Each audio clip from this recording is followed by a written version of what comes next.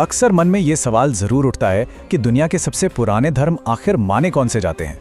खैर, जब ऐतिहासिक और सांस्कृतिक नजरिए से देखा जाता है तो ये बात एकदम साफ हो जाती है कि हिंदू धर्म विश्व के सबसे प्राचीन धर्मों में से एक है। इसकी जड़ें इतिहास में लिटरली इतनी गहरी हैं कि इसमें हजारों सालों की पुरानी परंपराएं, विशाल वैदिक साहित्य और एक बहुत ही गहरा दर्शन समाया हुआ है। जरा सोचिए, सिंधु घाटी जैसी बिल्कुल शुरुआती मानव सभ्यताओं के दौर से लेकर आज के इस मॉडर्न युग तक इन मान्यताओं का कैसे विकास हुआ और कैसे ये समय के साथ और भी मजबूत होती गईं, ये देखना अपने आप में कमाल का अनुभव है। आइए आगे बढ़ते हैं और देखते हैं कि ये सब कैसे एक दूसरे से जुड़ता है। खंड 1, देवी देवता, दिव्यता के कई रूप।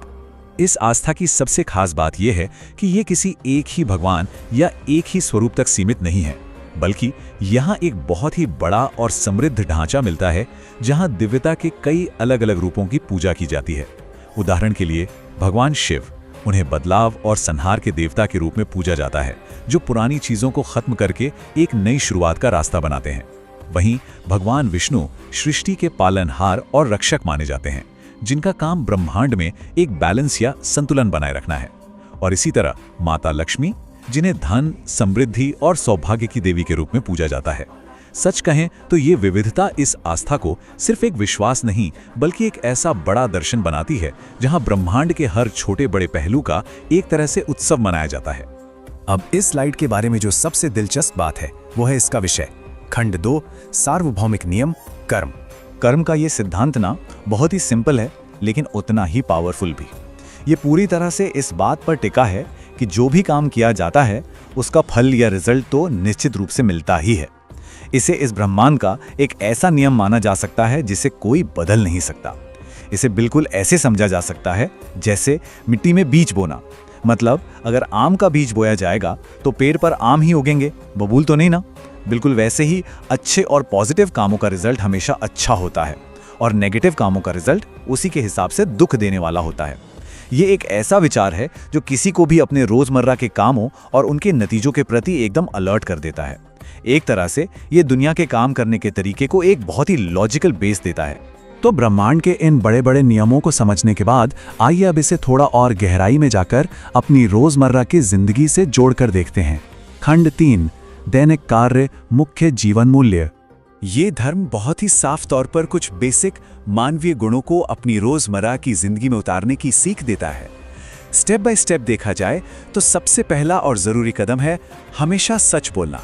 यहाँ सच सिर्फ एक अच्छी आदत नहीं है, बल्कि इसे सबसे बड़ा धर्म माना गया है। दूसरा कदम है अच्छे कर्म करना। ये सीधे तौर पर उसी कर्म के नियम से जुड़ा है जिसकी हमने अभी बात की, यानी समाज की भलाई के लिए बिना किसी स्वार्थ के काम करना। और तीसरा, जो कि बेहद महत्वपूर्ण कदम है, वो है सभी का सम्मान करना, क्योंकि ऐसा माना जाता है कि हर एक जीव में उसी दिव्यता या ईश्वर का अंश होता है। तो ये बातें कोई हवाई किताबी आदर्श नहीं है, बल्कि ये समाज में पॉजिटिविटी, शांति और एक बहुत ही गहरा बैलेंस बनाए रखने के लिए दिए गए एकदम स्पष्ट और प्रैक्टिकल निर्देश हैं। और अब जब ये सारे विचार एक साथ जुड़ने लगे हैं, आइए थोड़ा ठहरकर अंतिम निष्कर्ष की ओर बढ़ते हैं। खंड 4, अंतिम निष्कर्ष। तो यहाँ सबसे अहम बात यह है कि ये सभी तत्व मिलकर सिर्फ पूजा पाठ का कोई एक फिक्स सिस्टम नहीं बनाते। इतिहास, देवी देवता, कर्म और ये सारे जीवन मूल्य मिलकर एक पूरा का पूरा ढांचा तैयार करते हैं। इसीलिए अक्सर ये कहा जाता है कि हिंदू धर्म सिर्फ एक धर्म नहीं है, बल्कि ये पूरी तरह से एक जीवन जीने का तरीका है, अ वे ऑफ लाइफ। ये दर्शन रोजमर्रा की जिंदगी के हर पहलू में बहुत गहराई से घुला मिला है। चाहे वो दोनों हाथ जोड़कर नमस्ते करने की पुरानी परंपरा हो, जो सामने वाले इंसान के भीतर के ईश्वर का सम्मान करती है, या फिर खाना खाने से पहले कुदरत का शुक्रिया अदा करना हो। मौसमों और फसलों से जुड़े इसके अनगिनत त्योहार भी तो यही सिखाते हैं ना, कि प्रकृति के साथ तालमेल बिठाकर कैसे जिया जाए। कुल मिलाकर ये एक ऐसा नजरिया है जो किसी भी इंसान को आध्यात्मिक, सामाजिक और व्यक्तिगत हर स्तर पर एक बहुत ही संतुलित जीवन जीने की राह दिखाता है। और अंत में ये पूरी चर्चा एक बहुत ही दिलचस्प और सोचने वाले सवाल पे लाके खड़ी कर देती है। आज की इस सुपर फास्ट टेक्नोलॉजी से भरी और कभी-कभी बहुत स्ट्रेसफुल लगने वाली मॉडर्न दुनिया में क्या ये प्राचीन और यूनिवर्सल मूल्य आज के रोजमर्रा के फैसलों को सही दिशा दे सकते हैं? क्या सत्य, कर्म और सभी के प्रति सम्मान जैसे ये सिद्धांत जो सदियों पहले बने थे, आज के समाज की उलझनों और चुनौतियों का सामना करने में एक मजबूत ढाल बन सकते हैं। इन एवरग्रीन विचारों पर थोड़ी गहराई से सोचना यकीनन बहुत कुछ नया सिखा सकता है, क्योंकि सच तो ये है कि ये सिर्फ इतिहास की किताबों में बंद रहने वाली बातें नहीं हैं, बल्कि ये आज भी हमारे जीवन को एक बेहतर दिशा देने की पूरी ताकत रखती हैं।